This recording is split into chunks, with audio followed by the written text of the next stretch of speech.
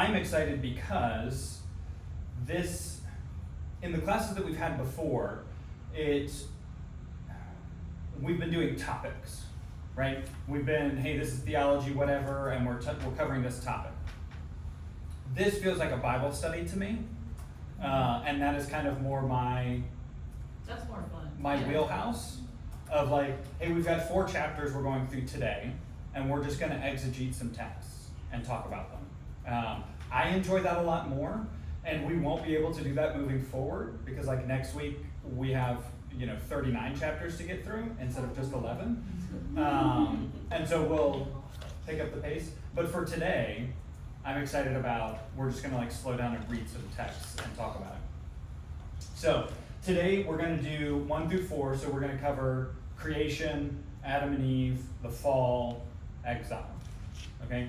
Next week we'll pick up with, or not next week, on Thursday we'll pick up with everything else, right? Noah and Babel and the Table of Nations. Good? So let's start with this. And here's our, keep going too far. Okay, see if it pops up. Yeah. So these are our topics. Again, we've talked about this before. I'm going to encourage all of us to read what we're reading as it's presented to us. So we talked last week about the backgrounds and who we think is writing it and what's the situation and all of that, which is just kind of unknowable for us. We also have the benefit, right? It's a good thing, of additional information after Genesis. We have the Psalms that talk about the creation story. We have Isaiah that talks about it. We have the whole New Testament, right? We have John 1 shaping the way that we understand Genesis 1 and what's happening here. We have Paul coming alongside and telling us what's happening in Genesis 3, right? With the fall and with Adam. All of that is great. All of that is the way that we should be approaching texts. But we need to be able to kind of compartmentalize and set some of those things aside for a minute to try to grasp what the text is telling us in itself. Okay? I think we will find helpful things. We will find things that are not what we're used to looking at the text this way. Good? So let's start talking about creation.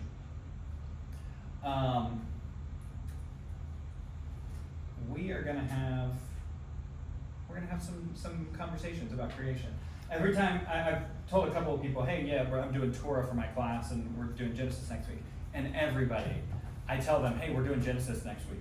And they get a big smile on their face and they say, oh, are you young Earth or old Earth? Oh my God. Or they'll say, oh, what do you think about evolution? Right? All of these questions, which is very normal. It's very much what people want to know because that's kind of a hot button issue. There are people who are very opinionated on either side. Normally it's people on one side that are more opinionated. But you have like the Ken Ham. Are you familiar? Anybody? So Ken Ham is a guy up in Kentucky. I think he's like a scholar of some sort. But he recreated the Ark. Oh, you know what I'm talking about, the Ark experience? I've been there. Yeah. So Ken Ham is the guy behind that. And he's got a whole ministry of like young earth, literal interpretation of Genesis ministry stuff. And so he's very much into, we found these seashells at the top of Mount Everest and therefore Genesis 6 is literal, right? And we found these archaeological things that are proving these things we see in Genesis. Or we did this math and this science and we figured out these things in Genesis.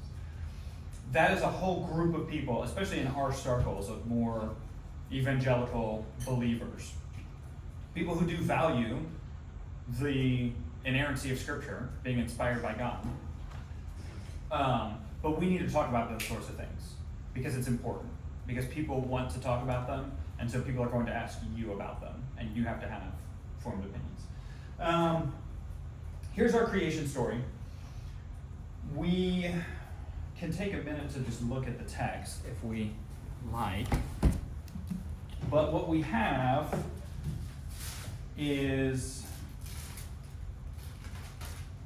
I don't know how to word it, 2 different versions of the creation story, a macro version and then a zoomed in version, right, in Genesis 1 and 2. But we look at Genesis 1. In the beginning, God created the heavens and the earth. The earth was without form and void, and darkness was over the face of the deep, and the Spirit of God was hovering over the face of the waters. And God said, "Let there be light," and there was light. God saw the light was good, and God separated light from darkness. He called the light day and called the darkness night. And there was evening and there was morning the first day. Okay? The style repeats, right? So the format is kind of the same, and you plug in new things that happen each day. So my first question is, how much should we make out of what we consider to be like Trinitarian aspects that we see in Genesis? So people will look at this, Christians will look at this and say, well, we see God created the heavens and the earth, and then we see the Spirit of God hovering, and then God is speaking, and John tells us that that's the Christ, right? So we look at this as Christians and say, oh yeah, it's the Trinity, right? Genesis 1 is telling us that there's a Trinity, right? How much stock should we put in that? Does that make sense as a question? Let me phrase it a different way. How many Jews in the first century would have conceptualized a Trinity by reading Genesis 1? 0, right? Go ahead. Well, I've heard that in this text, like, they use Elohim, but Elohim is plural. Mm-hmm. So, and then it also says, like, Let us. then God, let us make man in our image and our likeness. So wouldn't... So we will get to that. There are a lot of interpretations about what that means, that it's in the plural. Some of them will say, oh yeah, it's the Trinity. It's God talking to the Christ and the Spirit and saying, let us make God in our own image. Some people will say, no, kings talk that way all the time. It's called the royal plural, and kings will declare things in the plural, right? So the queen of, I guess it's not the Queen of England anymore, wow. The King of England will get up and say, we declare such and such, right? And he doesn't mean me and the people that I'm working with back here. He means him. But you use this royal we for declarations of that. We see that throughout the Old Testament. Another argument, which I hadn't really heard, was that God is talking with his like council of angels. We know that there's this council that exists. We see it in the beginning of Job, where God meets with angelic beings, other spiritual beings that he's created, and takes counsel with them. Right? Satan is there, offering advice to God. And so some people will look at that and say it's God speaking with his angelic court and saying, this is what we're going to do next. We're going to create human beings in our own image. So whatever it is that God and angelic beings share, that's how human beings are created.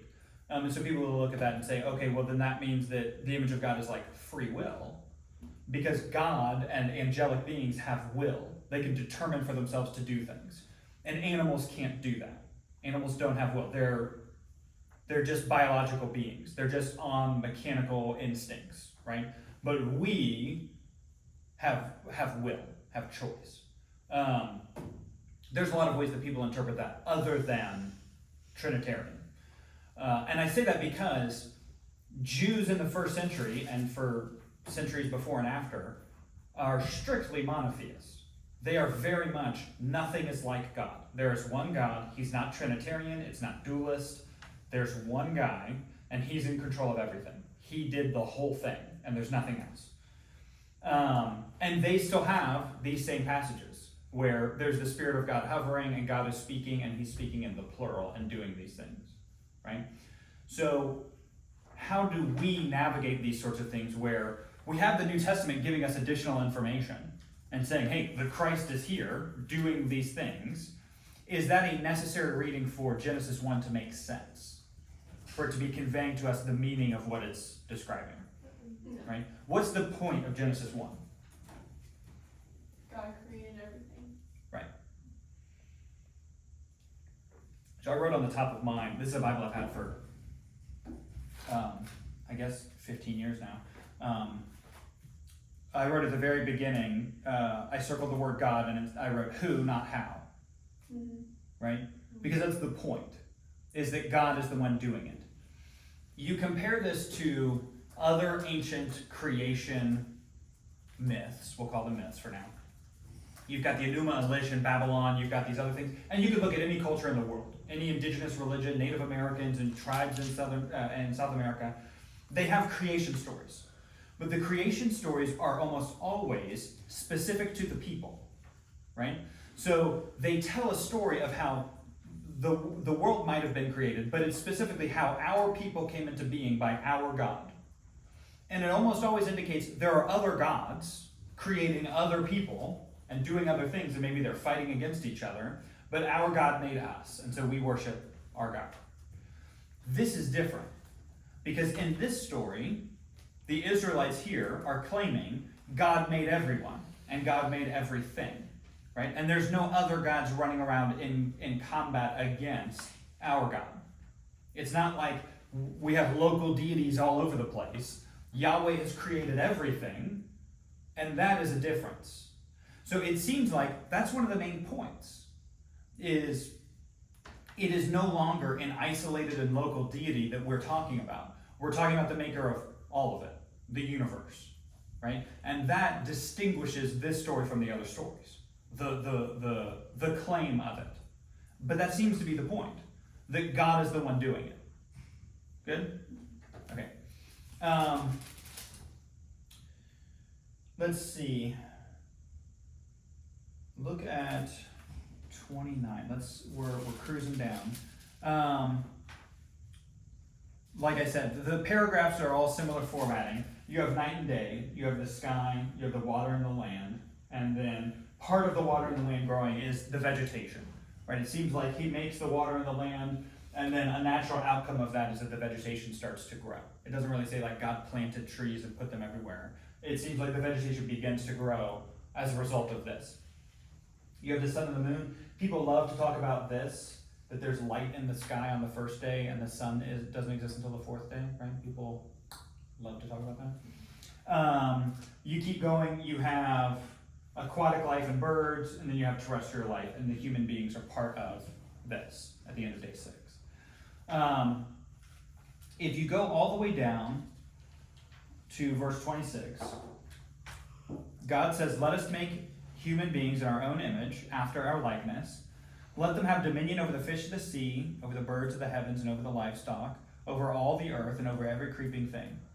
And then 27, does your all's verse 27 have it like indented, poetic, right? It seems like they do that. I mean, our editors made the decision to do that. It seems like they do that because this seems to be a freestanding poem, claim. The same way that, like, if you look at Philippians, Paul seems to be quoting a poem, some sort of Christ hymn. You know what I'm talking about? And so they indent it to make it look poetic, right? It seems to be the same sort of thing. God created humanity in his own image. In the image of God, he created them. Male and female, he created them. God blessed them, and God said to them, "Be fruitful and multiply, and fill the earth, subdue it, and have dominion over the fish of the sea, and over the birds of the heavens, and over every living thing that moves on the earth." And God said, presumably to the people, "Behold, I've given you every plant yielding seed that is on the face of all the earth, and every tree with seed in its fruit. You shall have them for food. And to every beast of the earth, and to every bird of the heavens, and to everything that creeps on the earth, everything that has the breath of life, I've given every green plant for food." And so it was. God saw everything he made, and behold, it was very good. And there was evening and there was morning on the 6th day. Good? So, in this creation, when he's talking, what is the purpose of him making all the plants over the face of the earth and all the trees that have seeds that he has done way back here? What does he say now is the purpose of them in verse 29? To feed people. To feed the people, to feed the animals, right? Even though he made them first, the purpose is fulfilled down here, right? And he seems to be, and we get into this more in the next chapter, indicating that they serve the function. They serve the purpose of feeding the people, right? That's why they exist. It occurs to me, and I'm curious what you all think, it is not that the beasts of the earth are given for food, right? So I think there are some people who look at Genesis and say, we're supposed to be vegetarians. Right, yeah. Right? In Eden, we're supposed to not eat meat. Right. And like the lions and the lions that lived in Eden didn't eat the gazelle that lived in Eden. Right? The lions were vegetarians also. Have you guys heard this? Mhm. Were you gonna say something? Yes. I wanted to say, like, it says that here, but then later, I can't remember what book it's in, but later on, God says, now you can eat animals. Yeah. Yeah, he does. I think we'll pick up more on that in the second chapter. But it does seem, at least now, the human beings are eating fruits and vegetables. The animals are eating fruits and vegetables. They're not at this point eating each other. God saw and it was very good. There was morning and evening the sixth day. And then what comes next? God rested. I thought I had the note in here. My kid asked a question. Let's see if I wrote it on a different slide. No, I don't see it. So I have a 4-year-old, and she is just now starting to recognize contradictions. She doesn't know the word. She doesn't use the word contradiction. But she will come to me and ask, hey, I heard this thing, but I also heard this thing. I'm confused. That's what she likes to say, I'm confused. And by that she means I've encountered a contradiction, right? So she came to me the other day, and I guess they were doing this in Sunday school, or she listens to these like Bible stories on CD. And she came and she said, I'm confused. She says, Daddy, I'm confused. And she said, the Bible says that God made everything, but we know that we, like people, make trees because we plant seeds in the ground and they grow into trees. And so she's, encountered this contradiction. And so we, sit down and have a conversation about that. The other one that she came up with recently, and I swear I thought I typed it in here. She was looking at what happened on the seventh day. And she said, well, Daddy, I'm confused. Because it says that God rested. But God doesn't sleep, does he? So what does it mean that God rested? Wow. Like, that's a good question. What do you, so I asked her, what do you think it means? She's at the point now where she does not like taking naps in the afternoon. And so we tell her, you have to have quiet time. Your sister's asleep, you have to have quiet time. And we often tell her, you need to go and lay down in your bed and rest and let your body rest. And if you don't fall asleep, you can get up and you can have your quiet time. And so we use that as an example of like, you're resting, but you're not asleep. And so I use that as my example of, sometimes you lay down and you rest your body, but you don't sleep. And she said, that doesn't make sense because I don't think there's any chairs in heaven. So asked a very good question, and the follow-up was not. There's a throne. Not important. That's true. There's I a don't think we've talked reclining about throne that. with Yeah. lots of nice pillows. A shortage of chairs, though. So what do we interpret this to mean when he rested? Is it from exhaustion? No. So what is it? Is it just he did everything in 6 days, but we have a 7-day calendar, so we had to fill it in with something? No, I think the resting is like appreciating like what you've done and like sitting back, like, cause after, so I draw, right? So like after I like make a drawing and it's like finished, I like rest, I like look at it and I'm like, hey, that's actually pretty cool, like I made that. And I think it's more probably that, like, maybe an appreciation of like partaking in like what you have like created like yourself. Like he's not making things still, he's like maybe like admiring it, like being surrounded by it, whatever. Does he peace out after this? No. And he goes up into the heavens and then just watches like a clockmaker, just watching the stuff that he made play out? No. Does he start creating again on day 8? The rest seems to be ceasing the creative function, and it's not something that he picks back up. Yeah. Right? So it seems to be very much like the cessation of this activity, and not, I've decided today I'm gonna, 1 out of every 7 days I'm no longer going to sustain the universe. Right? You guys can fend for yourselves. Like that's not the thing that's happening here. It seems very much related to the creative function, right? Not a term of abiding in the holiness. What do you mean by that for God, though? Like, he's involved, he is purposing, but then in Eden, it was all under the covering of his holiness. Okay. So you kind of, like, we're arranging all this, and now we're living in with it. Yeah. Go ahead. I was listening to a podcast, they were talking about this and why rest came in. They said because after day 6, he was finished. There was no more. They compared him to Da Vinci and Michelangelo. Mm-hmm. He said, you look at his hands, the hands on the statue are oversized on purpose to be viewed. And he said if he kept on going, he wouldn't have got that. So God knew when to say when, Yeah. and then rested, and then Yeah. he tied it into Sabbath with at the end of his resting. And Seventh day. this starts something that we see forever in the rest of the Bible. That 7 is an important number. Yeah. 7 is this number of completion, right? We see this interesting thing, I think it's in John, where the resurrection occurs on the 8th day, right? In the way that John is telling the story, he is symbolically picking up, God created everything on the 7th day and we've been waiting. And now that Christ is raised from the dead, it's day 8 and something new has been created. Something new is happening. And John picks right up on that to say it's the start of something new. And he does that by saying it's the beginning of the next day, right? Yeah, very interesting way that they're talking about this. Let's zoom in on verse 27 for a minute while we're still in chapter 1. God created man in his own image.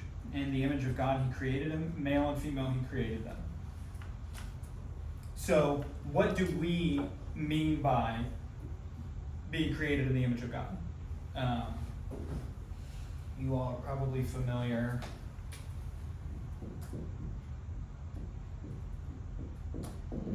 Yeah. Right? Mm-hmm. The image of God. What does it mean?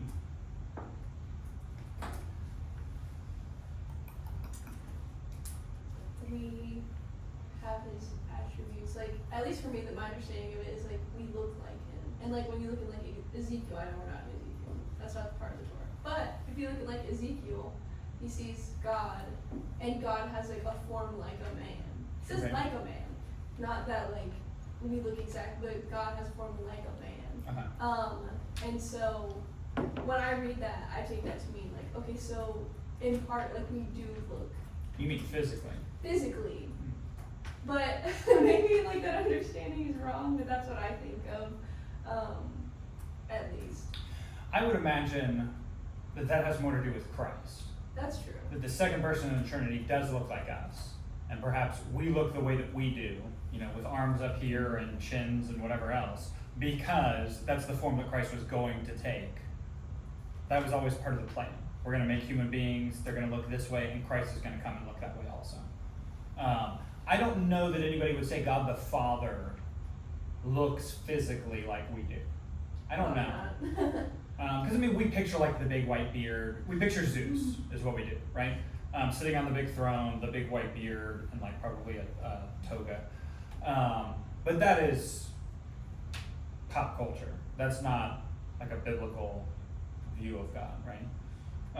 But I think you might be right that it has something to do with Christ, right? That our physical aspect has something to do with Christ. I don't know if that's what they're getting at here with the image of God.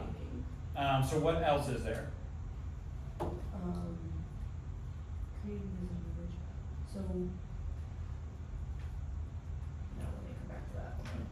So Was let that me- right on the right track with like the attributes of God, maybe? Maybe. Like, So one argument that I hear a lot in some of my more liberal circles is people are created in the image of God, therefore you cannot correct them on any shortcoming or sin that they have.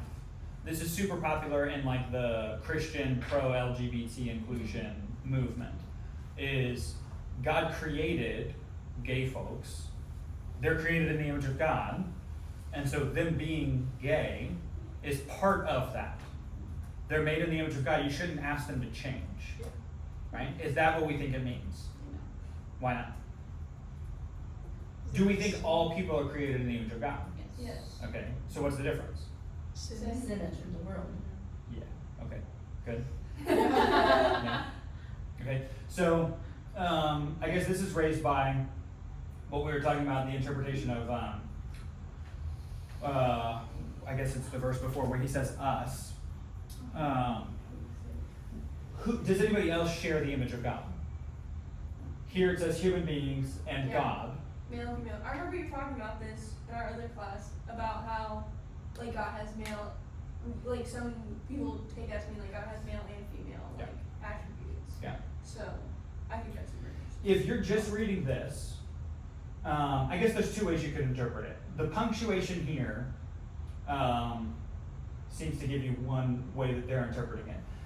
It could mean God created people in his own image, and then this could be like point 1 and point 2. Point 1, he created them in the image of God, and point 2, he created the male and female.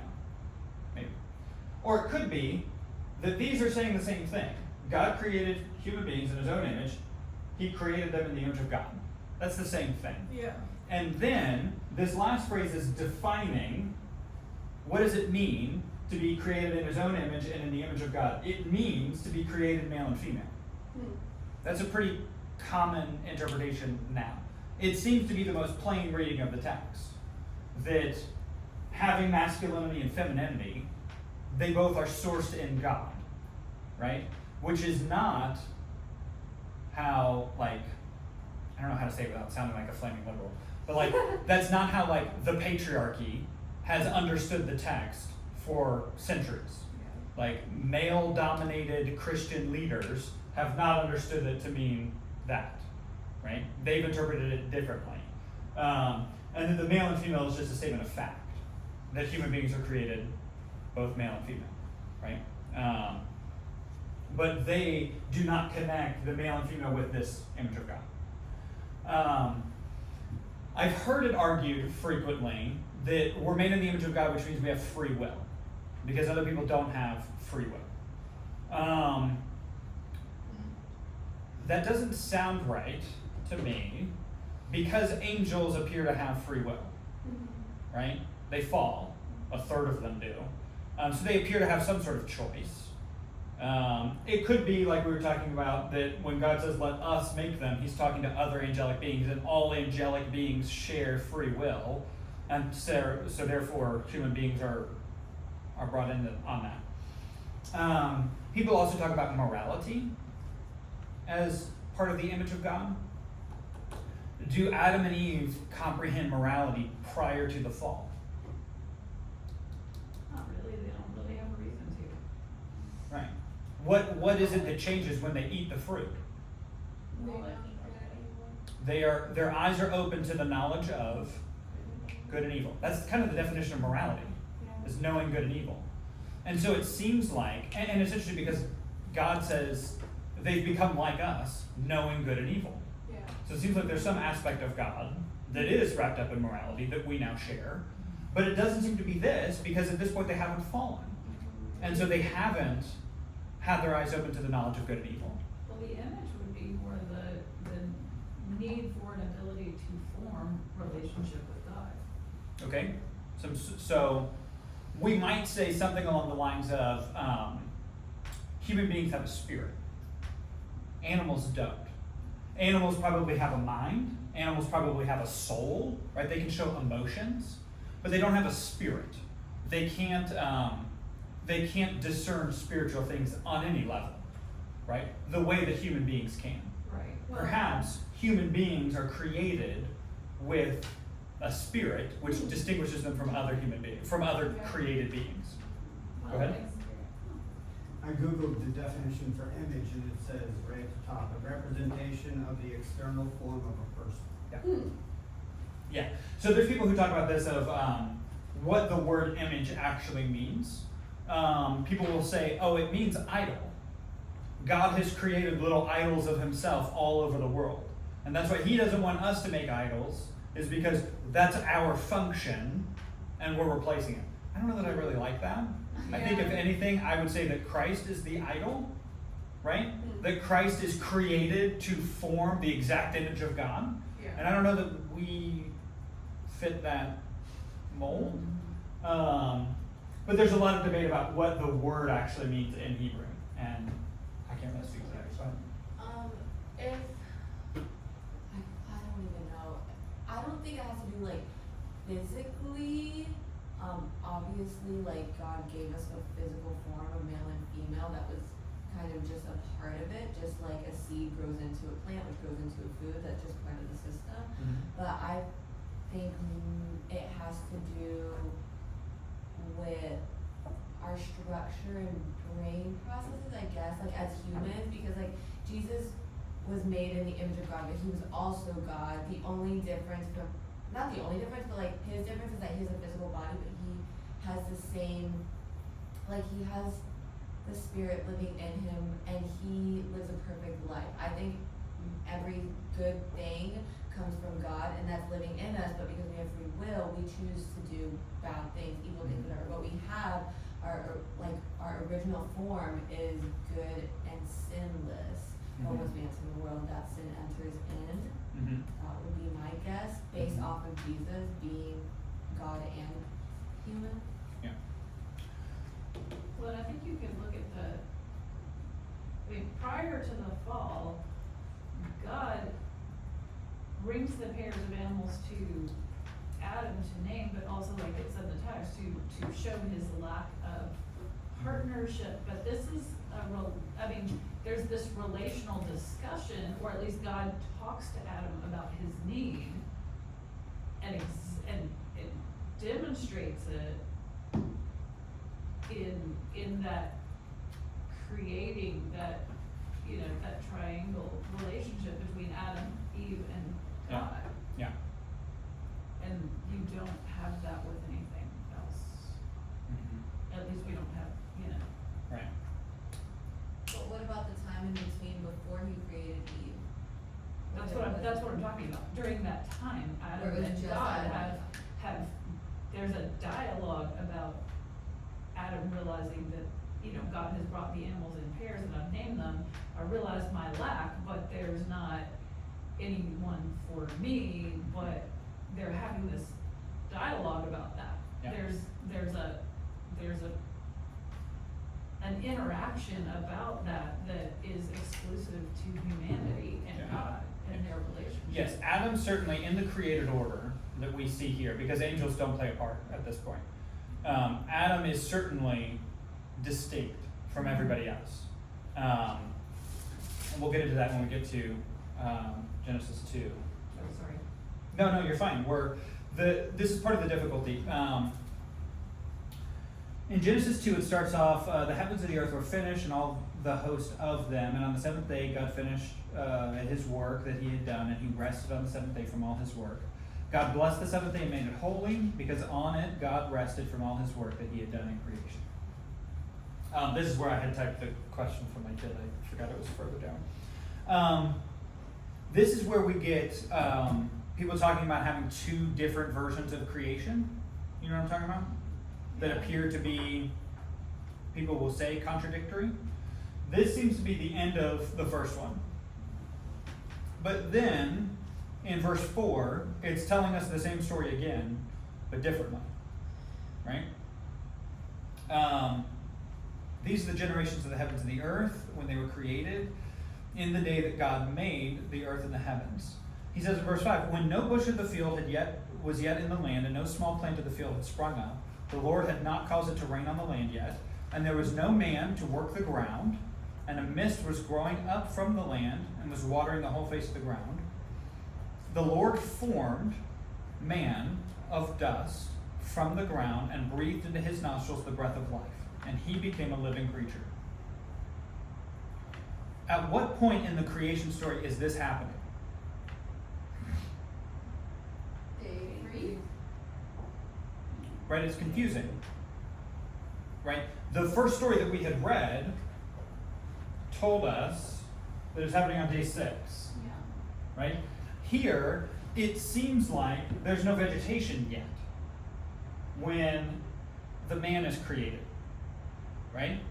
that in this version of the story, man is created up here, and then things are planted, and then the man is put into the planted garden. Right? So people will look at this and say it's a contradiction. That there's some sort of difference in the order of things, and they can't both be true. You see the contention? Go ahead. I did a study before, and it was talking about the day 1, 2, and 3, and almost like a poetic way, and how days 4, 5, and 6.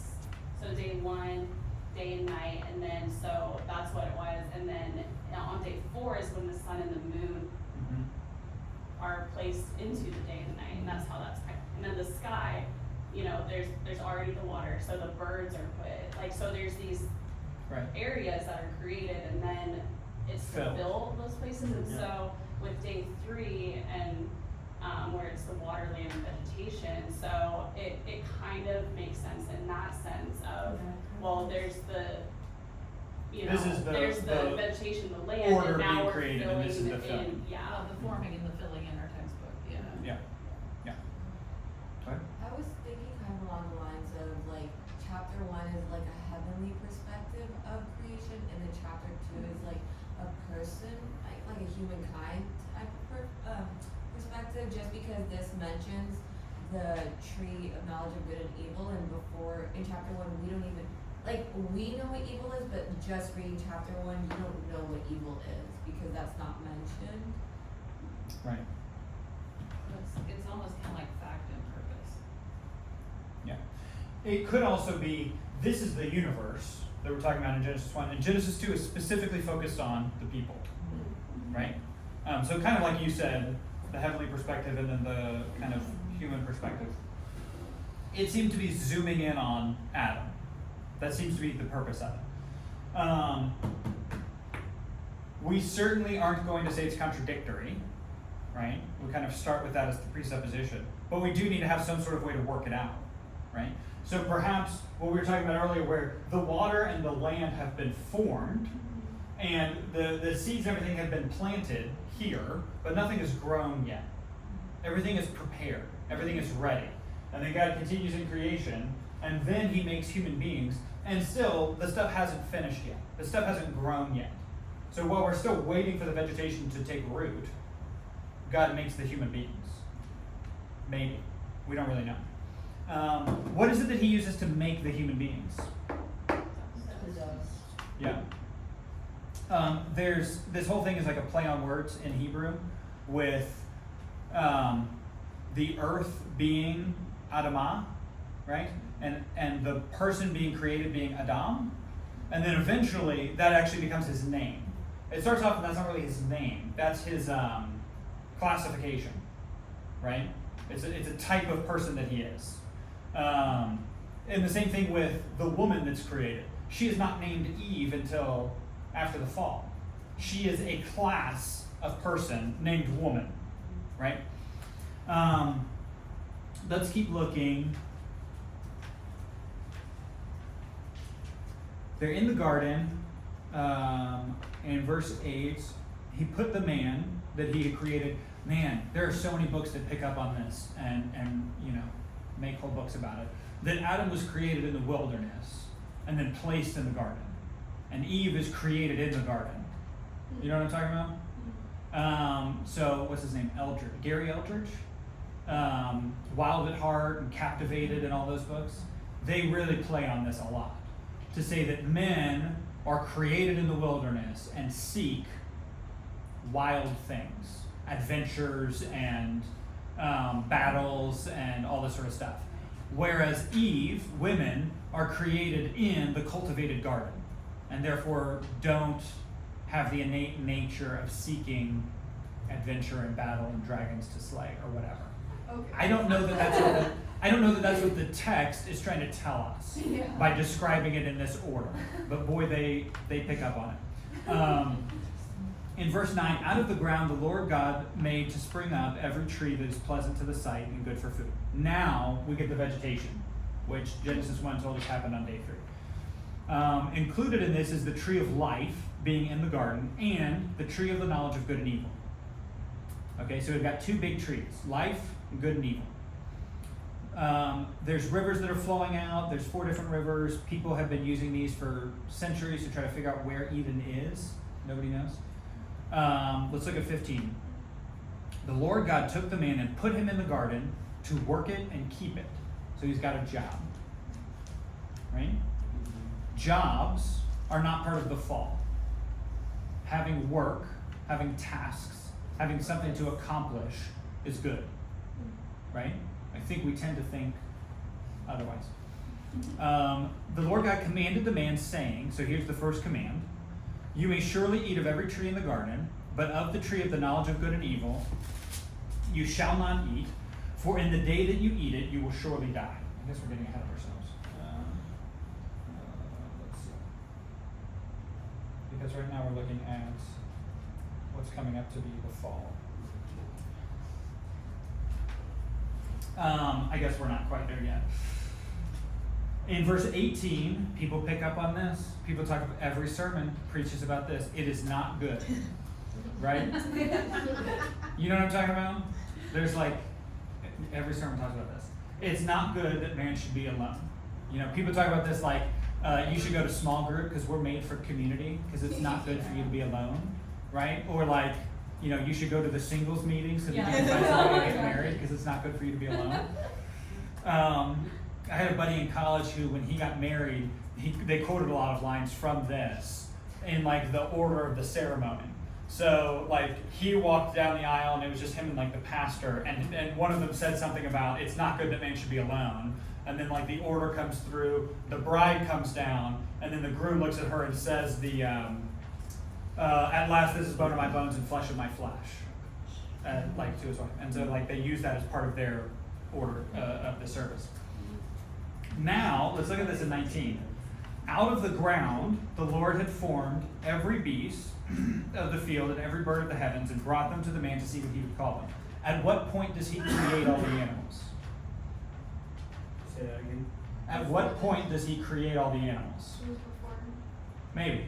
Some people look at this and say he created Adam and then he created all the animals. But some people look at this and say, no, he created Adam and here he had already formed every beast. We don't know. And why don't we know? I don't think it really matters. Yeah. Right? Because it's not the purpose of the story. Yeah. Right? He brought him all the animals to see what he would call them. Adam names all the animals. Right? Big job. Lots of animals. Whatever he called every living thing, that was his name. The man gave names to all the livestock and the birds and the beasts, but for Adam there was not found a helper fit for him. How does Adam come to realize there's not a helper fit for him? Because he's not an animal. Through him completing this task that God has assigned him, he realizes there's nobody that's quite like him. Right? There's lions over here, and the lions have partners, and also like there's pumas and tigers, and those are kind of like lions also. But I don't see anything that's like me. I don't see anything that's fit for me. Right? I'm not going to go and like live with a cockroach. That doesn't. We don't fit together. Right? God realizes it's an issue in verse 18. He doesn't come and tell Adam, hey, there's this problem. Right? God gives Adam a job, and Adam realizes the problem that God already knew about. Right? It seems to be the way that the story is operating. God knew it was a problem and gave Adam a job, gave him something to do, in order for Adam to realize the problem. And then God is right there ready to fix it. Right? So God puts him to sleep and takes out a rib. I know people who think that men have one less rib than women, like biologically. It is not true. Right? The word probably doesn't mean rib. Right? It probably means like, I guess on this side, like the flesh right here near your heart. Right? I don't think the word literally means like a rib bone from here. I think it means like a chunk of flesh. Right? So that whatever essence is in Adam that makes him Adam, right? He doesn't have a name at this point. He's just called the man. Whatever it is that makes him in this category of human being, God is taking it out of him and forming it with new stuff to make somebody that's in the same category as him, right? This is the same terminology we use for for the Trinity, where we say whatever it is that makes God God, whatever essence he has that makes him God, Christ shares in that essence, right? Yeah. Even though they're two separate people, two separate beings, they share the same essence. This is what we're talking about with Adam and Eve. Whatever it is that makes Adam a human being, Eve now shares in that essence. Good? I guess we need to move forward because we're running out of time. So he creates Eve. She's not named Eve. He makes a woman, right? Playing off of the name man. We have the same play on words in English that they have in Hebrew because it's man and woman, right? And then we get this, the man shall leave his mother and father and hold fast to his wife, and they shall become one flesh. The man and the wife were both naked and were not ashamed. Okay? Now what happens? The serpent. Who's the serpent? What do we think about this serpent? It doesn't say that it's Satan. It does not say that it is Satan. At no point in the Bible does it say that it's Satan. Right? We get a verse way later in Paul or in Revelation or something that is describing the devil and calls him that ancient foe, that ancient serpent. It's not talking about Genesis though. It's talking like generically. But Christians for centuries, and I think Jews as well, have interpreted it to be Satan. The text does not say that. It just says the most cunning of animals. So we just don't know. Who is it that made the serpent? God. God. And so that's also something that we have to deal with. Nothing has fallen at this point. God has made him, this serpent. And what has God described? What word has God used to describe everything he's created? Good. Well, we don't even know what the serpents look like at this point because apparently it changed Right. form. He's like a dragon or a lizard or something because he has arms and legs. He's not crawling around on his belly at this point. Right, because he changes it after. So let's look at what he says. I mean, he could have been cute and ugly at that point. I mean, I doubt that. So in Genesis 3, the serpent says to the woman, did God actually say you shall not eat of any tree in the garden? And what's the answer? No. God didn't say that. At this point, Eve has not had, at least in the story, any communication with God, right, that we have seen. We don't know, right? God could have been with Adam for millions of years, just the two of them, bros, hanging out. And then he could have made Eve, and then the three of them are hanging out for millions of years. We have no idea, right? I think we all tend to think that he created Adam and Eve on Monday, and then they fell on Tuesday, right? Isn't that kind of how we all conceptualize, oh, Eve was made yesterday, and that's why she fell for it, right? We don't know. It doesn't tell us what the time period is between Genesis 2 and Genesis 3. We have no idea. But we have not seen God talk to Eve at all. She seems to know the rules, maybe given to her from Adam, or maybe God, reiterated the rules later and that was off screen. The serpent asked, did God actually say this? And the woman said, no, we can eat of the fruit of the trees in the garden, but God said you can't eat of the fruit of the tree that's in the midst of the garden, or you can't touch it, or you'll die. Is that what God said? No. No. There's extra rules that she's got here, not touching it. Maybe this is given by Adam, of like, God told Adam, hey, you can't eat it. And so Adam went and told Eve, hey, don't even touch it. Let's not mess with that, right? Putting like a fence around it. But it seems to work against them because she's told, if you eat it or touch it, you'll die. And the serpent is over here touching the fruit, proving, no, you're not going to die. Look, I'm touching it. What? Look at me touching it, and I'm not dead, right? So he doesn't have to eat it to prove that the rule is wrong, right? Because the rule is conveyed differently. Does that all make sense? What does the serpent say? The serpent said to the woman, you will not surely die. For God knows that when you eat of it, your eyes will be open, and you will be like God, knowing good and evil. Is anything that he said wrong? They're already like God. I don't think so. Because once they fall, God says, where is it? In verse 22, then the Lord God said, behold, the man has now become like one of us, knowing good and evil. So let's reach out and take also the tree of life. Now, so that he doesn't reach out and take the tree of life, we'll kick him out of the garden. Right? So, Well, aren't they so already something like has that? happened. They are made aware of the knowledge of good and evil that they didn't have before.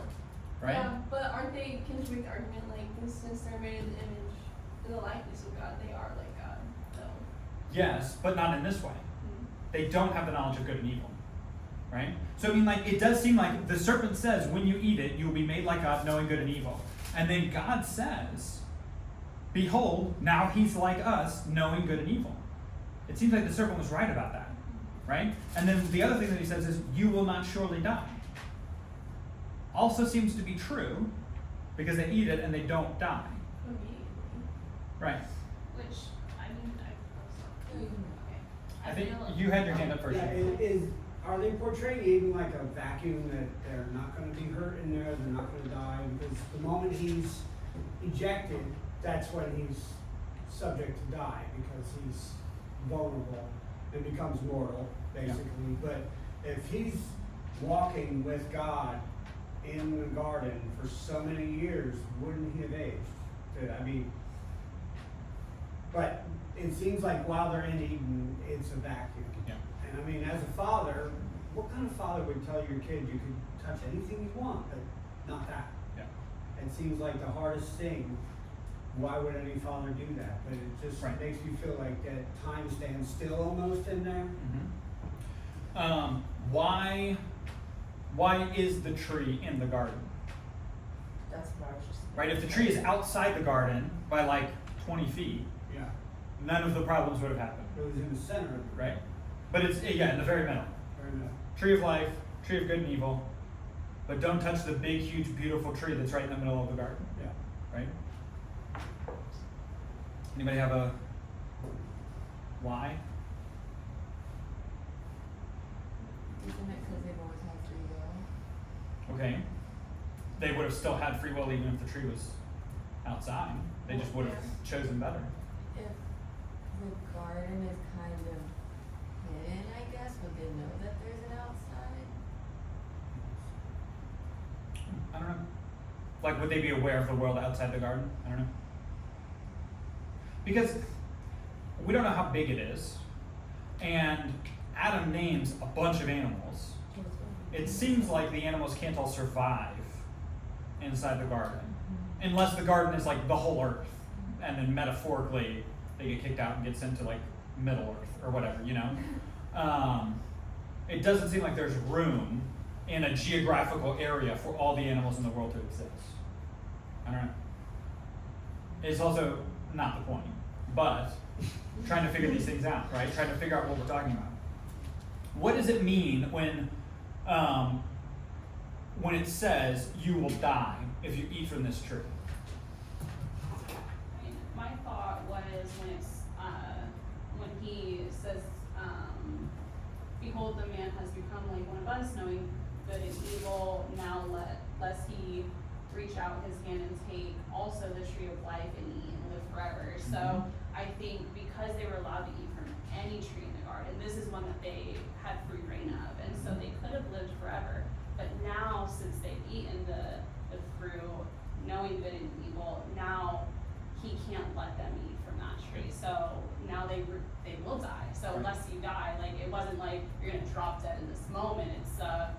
It's inevitable. Now you have to die, whereas you could have, lived forever in the Garden of Eden. So. Right? Spiritual death, disconnection with God. Good. Paul talks about it that way, right? And so Paul talks about like the wages of sin is death. On the opposite end, John talks about eternal life being a gift that you can receive upon your salvation. You accept Christ and you receive eternal life now. It's not something you get when you die, you go to heaven. It's you receive eternal life now, right? Which seems to be the opposite of what's happening here, of some sort of spiritual death. I think you're picking up on something as well, though. Our textbook seemed to imply that Adam and Eve had never eaten of the tree of life before, that they didn't eat of it. They ate of the tree of knowledge of good and evil. God kicked them out before they ever had anything of the tree of life. I was always under the impression that they were just eating from the tree of life every day. And that's what kept them in the vacuum. That's what kept them young. That's what kept them living for however long. And that they get kicked out of the garden to prevent them from continuing to eat from the tree of life. Right? So that they would eventually die. Right? Jody? Now, I know we're not supposed to talk about it, but fast forward to the crucifixion where Jesus says, later today we'll be together in paradise, which they say was Sure. Eden. Mm-hmm. So, being ejected from Eden possibly caused the moral, The mortality? yeah. Yeah. Mm-hmm. Go ahead. So, man, okay, well, I want to mention another thought. My first thought was, I think, at least to me, like, it could be real, but I also think that maybe this is all, like, metaphorical. Because we think of fruit, and how fruit is also talked about, like, in the Bible, other times. Not just in the New Testament, but in the Old Testament also. Okay. It's like this metaphorical, symbolic thing. So, like, you're saying they're eating of the tree of life, right? The fruit of that, which would be, like, walking with God, talking with Him, like, obeying Him, like, being in this relationship with Him. And then the fruit of the knowledge of good and evil Okay. is, like, I guess you could say, like, the fruit of that, like, is death. Okay. So, like, disobeying God, like, being separated from Him. But then in a weird sense, I was also thinking, like, so I'm arguing with myself because I know that this is earth, but also at the same time, part of me wonders if it's, like, Also not. a different, this is gonna sound whack, but, like, what if it's not? What if it's, like, a different, like, dimension or Yep. something? Like, a different dimension of, like, Mm-hmm. life here or Because nobody's ever heard of Eden since Yeah. Genesis 3. Yeah. It just doesn't exist anymore. Yeah. We know where some of the rivers are. And we have no discernible way of seeing anything. Yeah. I mean, like, people are in these areas. Nobody ever sees anything like, oh, there's this garden and I can't get into it. Right? Like, that's just not part of it anymore. Mhm. Jordan, I don't know if you remember this, but Dr. Davis talked about this, It's a minimum of 3. how he thinks that, like,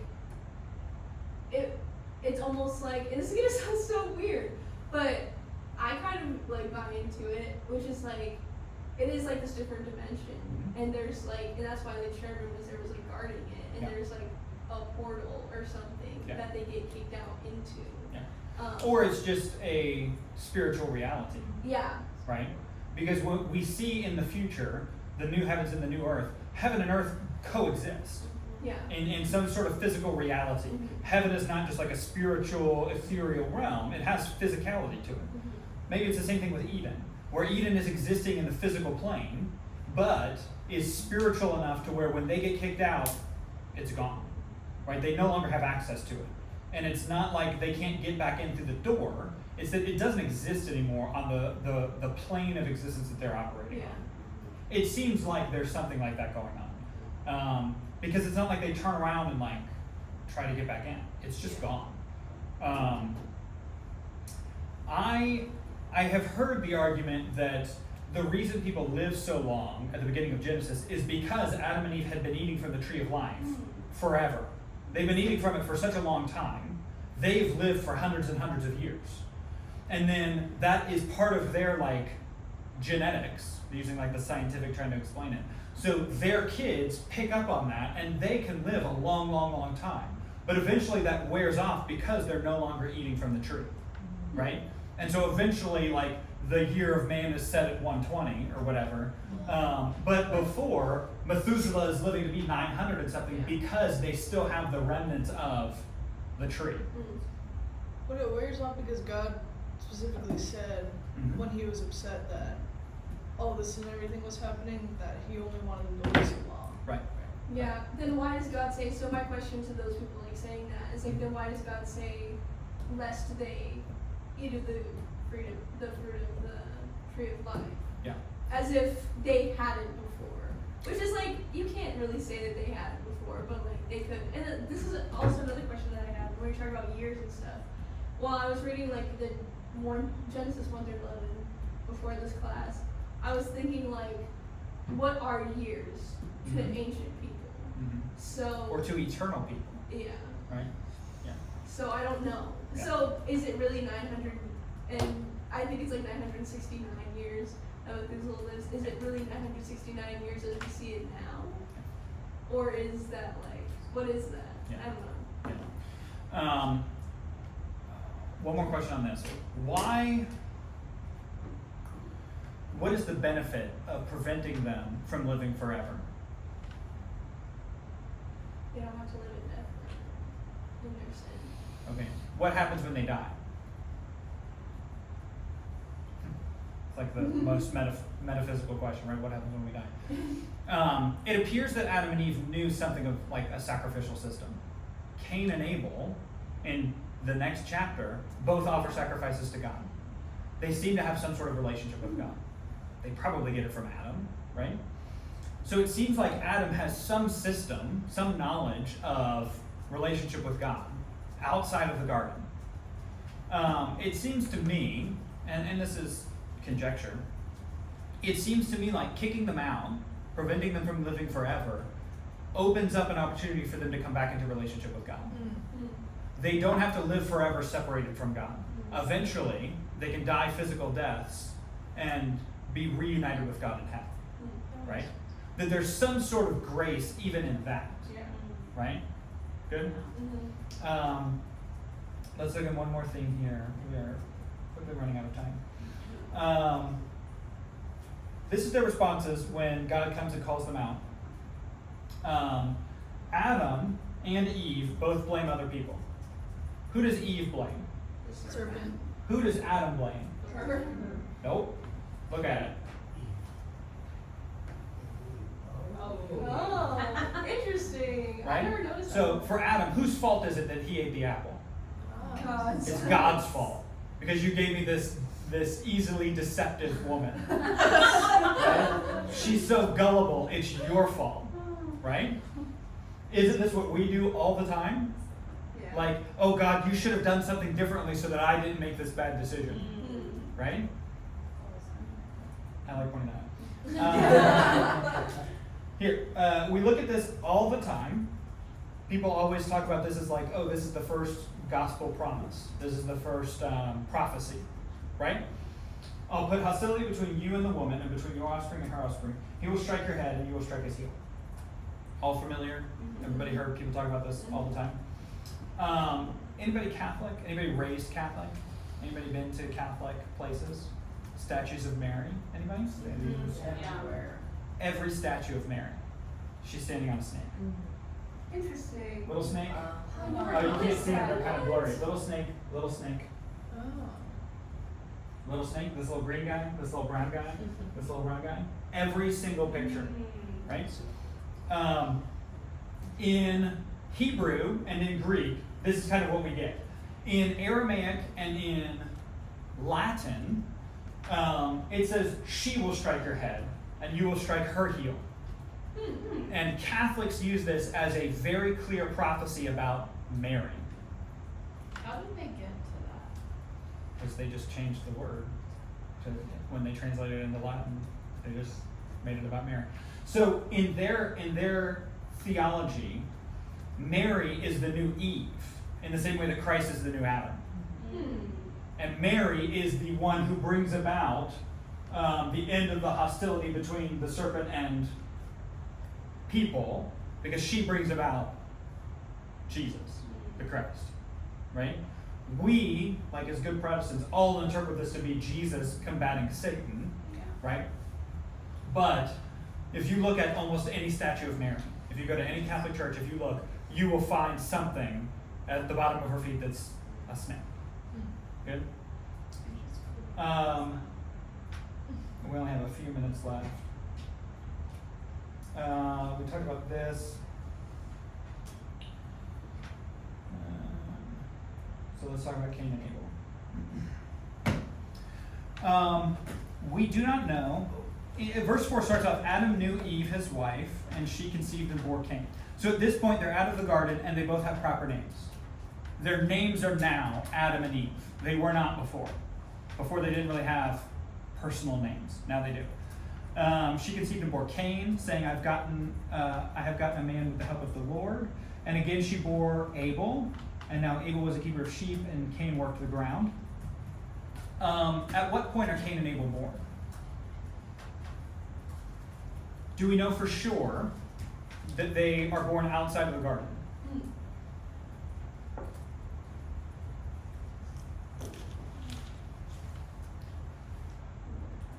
We don't really know, right? In the same way that, like, it tells the story backward when God is bringing the animals to Adam, and he creates Adam, and then he says, now God had formed all these creatures, so it's not really clear if, like, he's forming the creatures and bringing, hey, I made this new one, come look at it, I made this new one, come, or if they all existed already and he's bringing them one by one. It seems to be the same sort of, the timing isn't really clear. So, if Adam and Eve existed for thousands of years in the garden, I mean, relations between husband and wife, having kids, is not part of the fall, right? The pain in childbirth is part of the fall, but, like, you're supposed to be fruitful and multiply. That's the command from God. We have no way of knowing if Adam and Eve had kids inside the garden, or if we think Adam and Eve lived for 1,000,000 years, how many kids could they have had? If they are continuing, I like to think that Adam and Eve were created at the age of 33. So that's how old Jesus was when he died, right? And so as the prototype of Christ, that's generally how I picture them. 33 years old, you're particularly, I don't know the right word, that doesn't sound inappropriate. You're good at having kids, right? You're at the proper age to bear children easily and well. Right? So if they lived for 1,000,000 years, how many kids could they have had? A bunch of kids, right? And we just have no way of knowing. We have no way of knowing. We know that Seth comes after. We know that Eve is mourning the death of Abel and has Seth after. We have no way of knowing if they're created in the garden or if there's a ton of other people in the garden. Yeah, that's how We just don't know. That's how people explain Cain's wife too, Right. because they're like, how does Cain have a wife? Right. And it's like, well, it would have to be someone related. Right. People like to make the argument of, like, everything in Genesis is literal, and God worked miraculously to prevent the genetic issues that we know happen in cases of incest. We know that in cases of incest, the genetics get mixed up and the kids most of the time aren't viable, right? And that God worked miraculously to supply new genetic material to prevent that. I'm like, you're trying really hard.